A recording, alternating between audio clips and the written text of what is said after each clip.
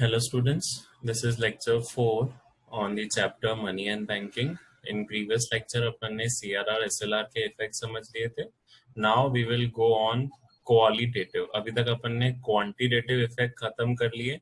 अब हम शुरू करेंगे qualitative, पर उसमें से अभी quantitative में से एक बचा हुआ है. This is known as open market operation. Open market operation भी क्वांटिटेटिव होता है बिकॉज उसको भी आप क्वांटिटी में मेजर कर सकते हो. Okay, just a second.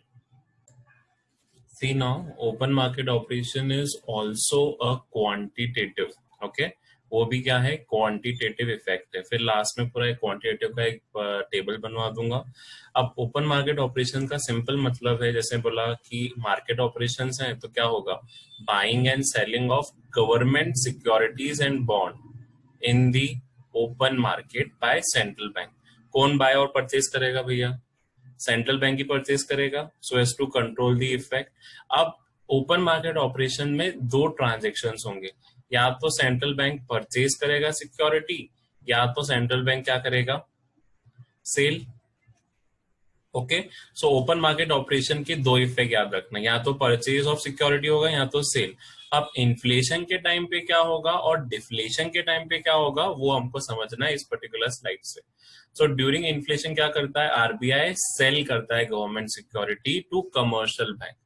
क्यों, क्योंकि जितना एक्सेस पैसा है कमर्शियल बैंक का उसको खींचना है, तो वो बोलेगा कि भैया आप मेरे से क्या ले लो, गवर्नमेंट सिक्योरिटीज ले लो, and let me sell you what, government security. और जितना एक्सेस पैसा कमर्शियल बैंक के पास है वो पूरा पूरा किसके पास चला जाएगा, किसके पास चला जाएगा, आरबीआई के पास. And this will reduce what? This will reduce the credit capacity for the loan. Okay? मतलब यहाँ पे इन्फ्लेशन के टाइम पे क्या करेगा, यहाँ पे central bank sale of security करेगा, मतलब जितनी गवर्नमेंट सिक्योरिटीज हैं उसको सेल कर देंगे. डिफ्लेशन के टाइम पे क्या होगा, परचेज ऑफ गवर्नमेंट सिक्योरिटीज. अब क्या करेगा, वो गवर्नमेंट सिक्योरिटी कमर्शियल बैंक से परचेज करेगा. कमर्शियल बैंक अब क्या कर रहे हैं, कमर्शियल बैंक सेल कर रहे हैं. Okay, understand the transaction. अब सेंट्रल बैंक परचेज कर रहा है और कमर्शियल बैंक सेल कर रहे हैं, तो कमर्शियल बैंक के पास एक्सेस पैसा आ गया. अब जैसे ही एक्सेस पैसा कमर्शियल बैंक के पास आएगा वो उसको क्या करेगा, ऑफरिंग ऑफ लोन में बढ़ा देगा. आई बात समझ में गौरव? हाँ सर. ठीक है, तो इन्फ्लेशन के टाइम पे सेल ऑफ सिक्योरिटी, डिफ्लेशन के टाइम पे purchase of security. Is this clear? Inflation के टाइम पे again sale of security and deflation के टाइम पे परचेज. तो यहाँ पे मैं अब बता देता हूँ क्वांटिटेटिव के अंदर कितने इफेक्ट थे. क्वांटिटेटिव के अंदर बेसिकली सारे रेट्स थे. सबसे पहला पढ़ा अपन ने बैंक रेट, फिर पढ़ा अपन ने रेपो रेट, फिर पढ़ा अपन ने रिवर्स रेपो रेट, फिर अपन ने पढ़ा सीआरआर, फिर अपन ने पढ़ा एसएलआर. सीआरआर एसएलआर मिला के बनता है लीगल रिजर्व रेशियो. और लास्ट में अपन ने पढ़े open market operations, that is OMO. तो ये बेसिकली जितने भी रेट्स हैं जो मैंने पढ़ाए थे, मैंने बताया था अगर इन सारे रेट्स को इंक्रीज करेंगे तो इन्फ्लेशन के टाइम पे इनको इंक्रीज करते हैं. क्यों इंक्रीज करते हैं, क्योंकि इन्फ्लेशन के टाइम पे हमको मनी सप्लाई क्या करना है, कम करना है. तो सिंपली अगर जैसे ही मैंने इनको इंक्रीज किया मेरा मनी सप्लाई क्या हो जाएगा, क्या हो जाएगा, मनी सप्लाई कम हो जाएगा. कम हो जाएगा, मतलब मेरा इन्फ्लेशन भी क्या हो जाएगा, कम. तो इन्फ्लेशन के टाइम पे इनको इंक्रीज कर लेते हैं. वहीं डिफ्लेशन के टाइम पे क्या होता है, इनको डिक्रीज कर लेते हैं. क्यों डिक्रीज करते हैं, ताकि मनी सप्लाई को क्या कर दें हम, इंक्रीज. मतलब मनी सप्लाई क्या हो जाए, आपका बढ़ जाए. तो अगर हम डिक्रीज कर लें तो अल्टीमेटली इसका उल्टा इफेक्ट मनी सप्लाई में मिलेगा, मनी सप्लाई क्या होगा, बढ़ जाएगा. ओके, तो अपन ने सिंपल फंडामेंटल लगाया था, D for deflation, D for decrease, मतलब ये सारे रेट्स को क्या करेंगे अपन, डिक्रीज. जब का बुक चल रहा होगा deflation. I for inflation, I for increase, मतलब जब भी इन्फ्लेशन होगा तो इनको इंक्रीज करेंगे और इनका मनी सप्लाई क्या करेंगे अपन, कम. और उसके बाद अपन हम देखें तो ओपन मार्केट ऑपरेशंस के टाइम पे, जैसे अभी बताया, इन्फ्लेशन के टाइम पे क्या करेगा वो, इन्फ्लेशन के टाइम पे सेल ऑफ सिक्योरिटी होगी. क्या करेगा, आरबीआई सेल करेगा, क्योंकि एक्सेस पैसा उसको चाहिए, मार्केट से एक्सेस पैसा उठाना है उसको. तो जितना एक्सेस पैसा मार्केट से उठाएगा मनी सप्लाई क्या हो जाएगी, कम. डिफ्लेशन के टाइम पे क्या करेगा, आरबीआई परचेज कर रहा है। अब आरबीआई अगर परचेज कर रहा है तो क्या होगा, एक्सेस ऐसा पैसा जाएगा। रिलीव कर रहा है RBI, so that money supply क्या हो जाए, वापस मनी सप्लाई इंक्रीज हो जाए। आ गया इफेक्ट समझ में क्वांटिटेटिव का सबका। हाँ सर। ठीक है, क्वांटिटी के अंदर मतलब कितने आइटम्स पढ़ लिया अपन ने, देखो क्वांटिटेटिव के अंदर बेसिकली हैं आपके first bank rate, second is repo rate, third is reverse repo, fourth is CRR, fifth is यार एसएलआर एंड सिक्स्थ ऐसे इज यार। Open market operation. एम। तो कितने आइटम्स हैं पूरे इसके अंदर, छः। छः। 6। अब आ जाते हैं हम क्वालिटेटिव आइटम्स पे। तो सबसे पहला क्वालिटेटिव आइटम्स क्या है बेटा, मार्जिन रिक्वायरमेंट। अब मार्जिन का मतलब सिंपली क्या है, देखो मार्जिन का सिंपल मतलब ये होता है कि किसी भी लोन को जब कोई बैंक सैंक्शन करता है तो उसे मार्जिन रखनी पड़ती है। जैसे अगर मान के चलते हैं, एक एग्जांपल लेता हूं, अगर आज मुझे कार लेना है तो मैंने कार लोन के लिए अप्लाई करा, क्या करा मैंने, कार लोन के लिए अप्लाई करा। अब कार मेरी आ रही है 10 लाख की, ठीक है एग्जाम्पल। तो क्या पूरा बैंक 10 लाख देगा क्या मेरे को, नो सर। उसमें से कुछ पोर्शन, मान ले कि चल मैंने 2 लाख का डाउन पेमेंट करा और उसमें बोला कि भैया 8 लाख वो फाइनेंस करा के दे रहा है। तो देख ये जो डिफरेंस वैल्यू है वो कितनी है, असेट की वैल्यू 10 लाख है और लोन कितना मिल रहा है, आठ 8 लाख। लाख का। तो ये जो मार्जिन है इसको बोलते हैं difference between the value of security and the amount borrowed against that security. मतलब हमारे कार के कागजात बैंक के पास ही रहेंगे, उसके पास तो पूरी 10 लाख की चीज है, पर उसने मुझे लोन जो दिया होगा हमेशा सिक्योरिटी से कम का होगा। इसीलिए कभी अगर फ्रॉड भी होता है, सपोज मैं कार की किस्तें नहीं दे पा रहा हूं, तो वो भैया कार बेच के अपना लोन क्या कर देंगे, चुकता कर देंगे। सो एवरी टाइम मार्जिन क्या होता है, margin simply means difference between, क्या difference between value of security and amount borrowed against that security. मान ले अगर मैंने होम लोन सैंक्शन करवाया, तो अगर सपोज होम लोन मेरा आ रहा है 25 लाख का लोन आ रहा है, 25 लाख का सपोज हाउस है, तो 25 लाख पूरा वो फाइनेंस नहीं करेगा, मैंने सपोज यहाँ पे डाउन पेमेंट कर लिया 5 लाख का, तो 20 लाख का वो लोन सैंक्शन कर लेंगे, लेकिन उनके पास पेपर तो पूरे 25 लाख के ही रखे होंगे। आई बात समझ में, हाँ ठीक है। सर। अब देखो आरबीआई करता है, आरबीआई हमेशा बताता है कि कितना मार्जिन रखना है आपको कितने लोन पे। जैसे कभी हाउस लोन है तो उसमें 20% मार्जिन रखना है, कभी कार लोन ले रहे हो तो उसमें हो सकता है कि 30-40% वो मार्जिन दे दें कि नहीं आप उतना ही सैंक्शन करोगे। सो आरबीआई ये मार्जिन फिक्स करता है। अब इसका इफेक्ट क्या होगा, जैसे यहाँ पे देख टोटल असेट की वैल्यू यहाँ पे 100 दी हुई है, अब इसमें से 80% ही लोन सैंक्शन हुआ, 20% सैंक्शन नहीं हुआ, तो 20% क्या रखा बैंक ने, मार्जिन रखा। मार्जिन। ठीक है, तो वो 20% यहाँ पे मार्जिन। अब इन्फ्लेशन के टाइम पे और डिफ्लेशन के टाइम पे क्या होगा, इन्फ्लेशन के टाइम पे आरबीआई क्या करेगा, मार्जिन को बढ़ा देगा। क्यों भैया मार्जिन को बढ़ा देगा, ताकि बोरोवर को कम लोन मिले। जैसे पहले 20% मार्जिन थी, तो अब बोलेगा कि नहीं अब 20 की जगह आपको देना पड़ेगा 30%। तो जहां पहले मुझे 80 लाख का लोन मिलता, अब मुझे कितने लाख का मिलेगा, सिर्फ 70 लाख का। क्यों, 70 लाख। क्योंकि अब मार्जिन कितनी है, 30%। तो अगर मैं 100 की असेट रखूंगा तो मुझे सिर्फ 70 लाख का ही लोन सैंक्शन होगा, अब 80 लाख का लोन सैंक्शन नहीं होगा। तो देख लोन पहले 80 लाख का होता, 10 लाख तो यही कम हो गए। आई बात समझ में। सो this is during the time of inflation. अब डिफ्लेशन में इसका उल्टा, ठीक है, यहाँ से 30 से 40% और डिफ्लेशन में क्या करेगा, वो डिफ्लेशन में डिक्रीज कर देगा मार्जिन रिक्वायरमेंट को, ताकि ज्यादा लोन मिल सके।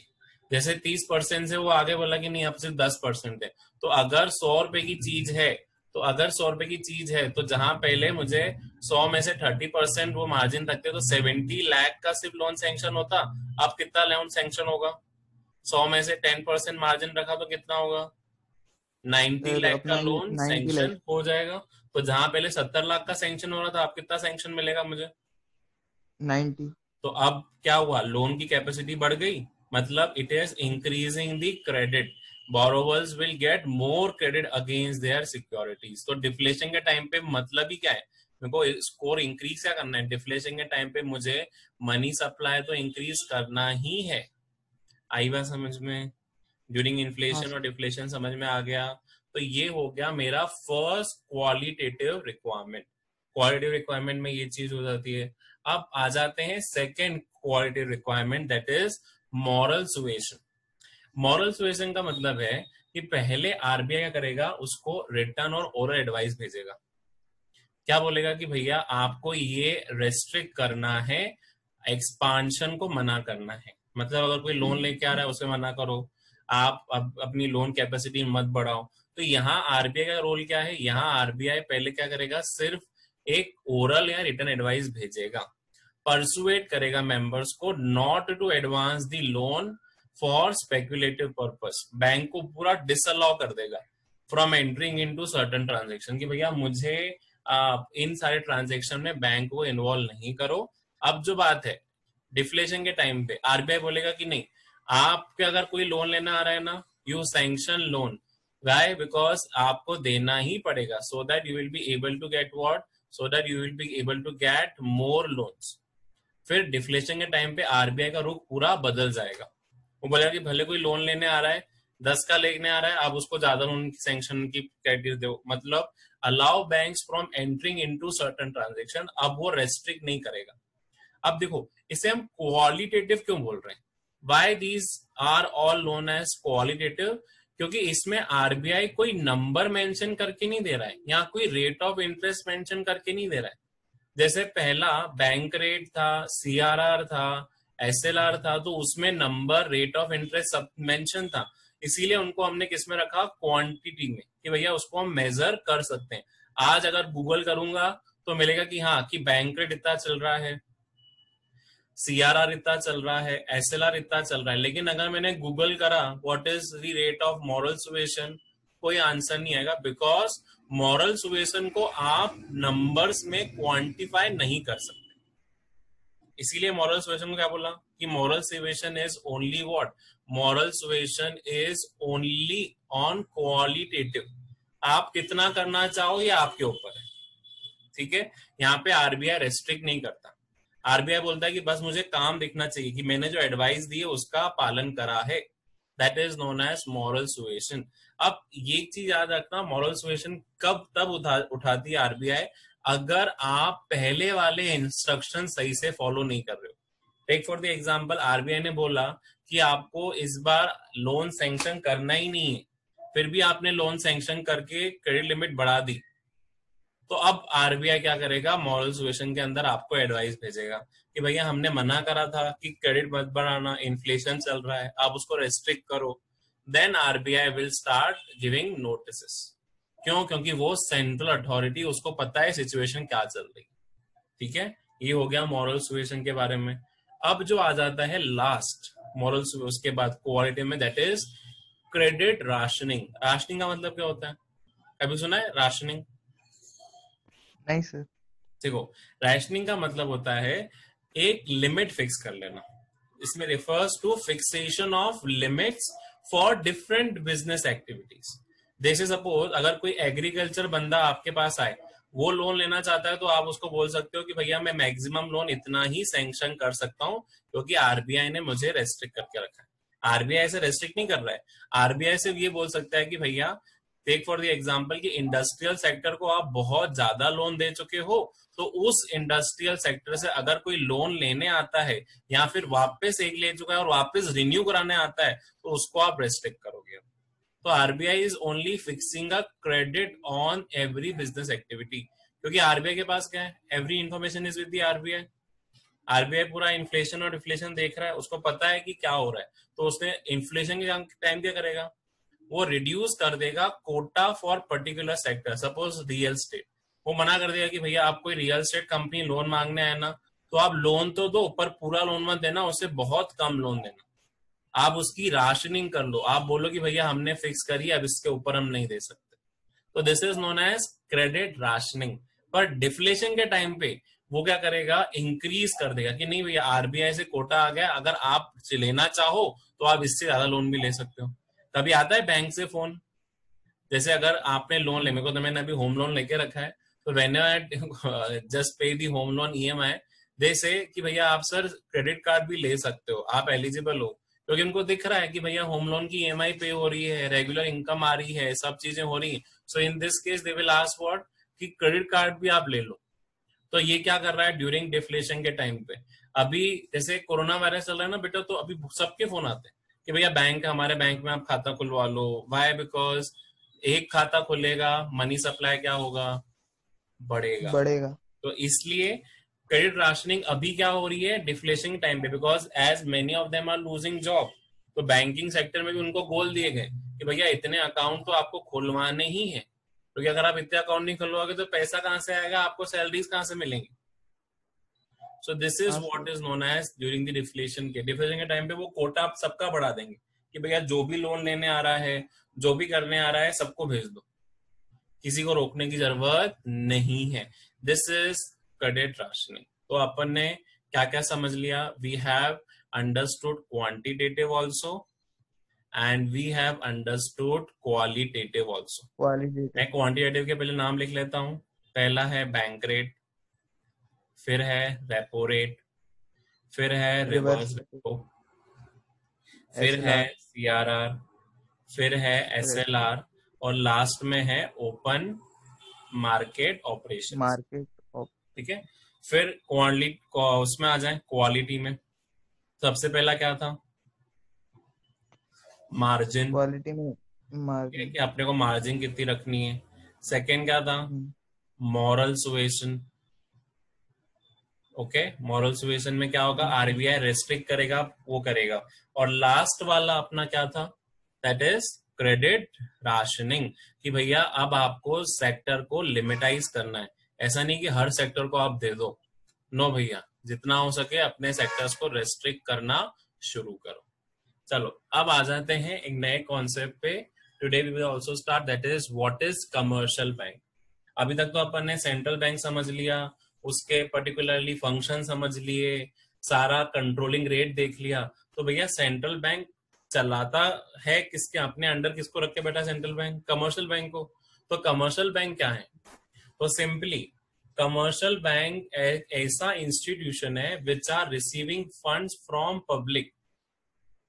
ठीक है, फंड्स रिसीव करता है from public and they give loans and advantage to those who need them. मतलब जिनको पैसा जमा करना है वो आके पैसा जमा करे, जिनको लोन चाहिए उनको क्या मिल जाएगा? लैंडिंग के तौर पे लोन। तो मैं ये ऐसा बोल सकता हूं, commercial bank is a middle person between them. Commercial person क्या, कमर्शियल बैंक क्या है, किसके बीच में मीडिएटर है? उन दोनों के बीच में, कि जिनके पास एक्सेस पैसा है और जिसको पैसे की जरूरत है। आई बात समझ में? सिंपल हाँ डेफिनेशन सर। आ गई गौरव? हाँ सर, आ गई पूरी। ठीक है, simple definition of commercial bank, एक ऐसी institution body which receives funds from public and accepting, मतलब एक्सेप्ट करेगी, और it will give loans and advantage to those who need them in lending. ये हो गई अपनी कमर्शियल बैंक की डेफिनेशन। अब भैया आ जाते हैं कमर्शियल बैंक के टाइप्स। पहला क्या होगा? पब्लिक बैंक, जो आपको दिख रहा है पंजाबी। एग्जांपल पब्लिक बैंक्स के एसबीआई और पंजाब। अब इनको हम पब्लिक बैंक्स को बोलते हैं क्योंकि इसमें मेजर इन्वॉल्वमेंट किसका रहता है? गवर्नमेंट का। गवर्नमेंट के आधे से ज्यादा शेयर्स इसके पास होते हैं, मतलब 51% से ऊपर तो गवर्नमेंट की इसमें होती, कभी कभार हो सकता है कि 100% भी हो जाए। नेक्स्ट इज हाँ प्राइवेट सर। बैंक, मतलब जहां पे गवर्नमेंट का रोल नहीं है, प्राइवेट पर्सन इसको चला रहे हैं। एचडीएफसी हो गया, आईसीआईसी हो गया। फिर आते हैं फॉरेन बैंक्स। फॉरेन बैंक जैसे अभी आपका लिखा हुआ है Deutsche bank, HSBC, American Express, ये फॉरेन बैंक्स है। Mostly these foreign banks are operating in Bombay and Delhi. यहाँ लोकल सिटीज में it's not possible to see the branches. तो अब we will end up the today's session and we will only see the difference between central bank and commercial bank. पहला, what is the nature? Central bank एक apex body है country की, मतलब soul body है जो पूरे banking system को control करके बैठा हुआ है। Commercial bank is that which is dealing in money, money में डील कर रहा है, and also help in credit creation. अभी आएगा आगे credit creation process by commercial bank, कि कमर्शियल बैंक पैसा कैसे क्रिएट करते हैं। मैनेजमेंट, सेंट्रल बैंक किसके हाथ में रहेगा भैया? अभी बताया था, सेंट्रल सेंट्रल। बैंक किसके हाथ में रहेगा? गवर्नमेंट। गवर्नमेंट। गवर्नमेंट के हाथ में। और इधर यहाँ तो प्राइवेट बैंक्स होंगे, यहाँ तो गवर्नमेंट होंगे, यहाँ तो फॉरेन बैंक, जो अभी अपने कैटेगरीज पढ़ ली। फिर करेंसी इशू करने का राइट किसके पास है? सेंट्रल की कमर्शियल? सेंट्रल। सेंट्रल बैंक के पास ही क्या है, ये अपना particularly monopoly right to issue currency notes. Currency. ठीक है, सो ये हो गया। उसके बाद यहाँ कमर्शियल बैंक के पास ऐसा कोई राइट नहीं है। फिर पब्लिक हम्म। डीलिंग्स, पब्लिक डीलिंग मतलब कोई पब्लिक डीलिंग सेंट्रल बैंक की नहीं रहती है। क्या आरबीआई आपसे डील करती है कि कमर्शियल बैंक डील करते हैं? No sir. कमर्शियल बैंक, तो कमर्शियल बैंक ही आपसे डील करेगा। So central bank will never deal with public. Foreign exchange custody में किसके रहेगा? सेंट्रल बैंक के। कमर्शियल बैंक हाँ। की कस्टडी में नहीं रहेगा, लेकिन वो डीलिंग जरूर कर सकते हैं। कमर्शियल बैंक ऑथराइज डीलर के काम, पर्टिकुलर डीलर के फॉर्म में they can work it out. Objective क्या है भैया? Social welfare. और ये ऑब्जेक्टिव इसका क्या रहेगा? मेनली ऑब्जेक्टिव जो कमर्शियल बैंक स्टैब्लिश करने का होता है, that is for earning profit. Okay, so we are ending today's session on this mode. Thank you. Thank you, listeners, for listening to today's lecture.